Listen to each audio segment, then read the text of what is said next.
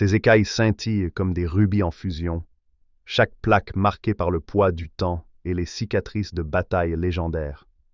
Immense et majestueuse, sa silhouette déchire le ciel, projetant une ombre cauchemardesque sur les terres en contrebas.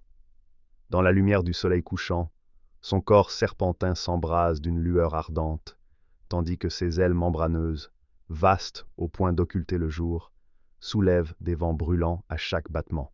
Son regard est une menace vivante, deux brasiers incandescents, témoins d'une intelligence redoutable et d'un orgueil absolu. Lorsque sa gueule hérissée de crocs s'ouvre, c'est un souffle incandescent qui en jaillit, capable d'anéantir forteresse et armée en un instant. Il ne parle pas, il ordonne, il impose, il exige. Son rire, guttural et méprisant, résonne comme un tonnerre annonçant la fin du monde. Son royaume s'étend sur des terres désolées, là où les volcans crachent des torrents de lave et où les cendres recouvrent le sol comme un linceul. Son antre, creusé dans la roche en fusion, est un sanctuaire à sa propre gloire. Montagnes d'or, joyaux maudits, artefacts anciens et armes enchantées s'y entassent, vestiges des civilisations qu'il a réduites en poussière. Rien ne lui échappe, rien ne lui résiste. Il ne convoite pas seulement la richesse, il est l'incarnation même de la convoitise. Aucune pitié n'habite son cœur. Il méprise les faibles, se rit des suppliques, et ne voit dans la loyauté qu'un fardeau inutile. Seule la force dicte ses lois, et il se considère comme l'ultime prédateur.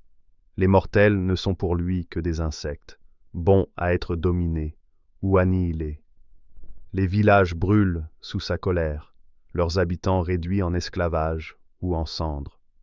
Ceux qui osent lui résister périssent dans les flammes, leurs os calcinés, rejoignant la poussière du monde. Même ses semblables le craignent. Il ne reconnaît aucune autorité au-delà de la sienne et ne tolère ni rival ni défi. Les autres créatures ne sont que des trophées à ajouter à son empire de destruction. Des héros ont tenté de l'affronter. Peu ont survécu, et ceux qui l'ont fait portent à jamais les stigmates de leur folie. Lorsque son rugissement éclate, la terre tremble, le ciel s'embrase, et le destin des royaumes vacille.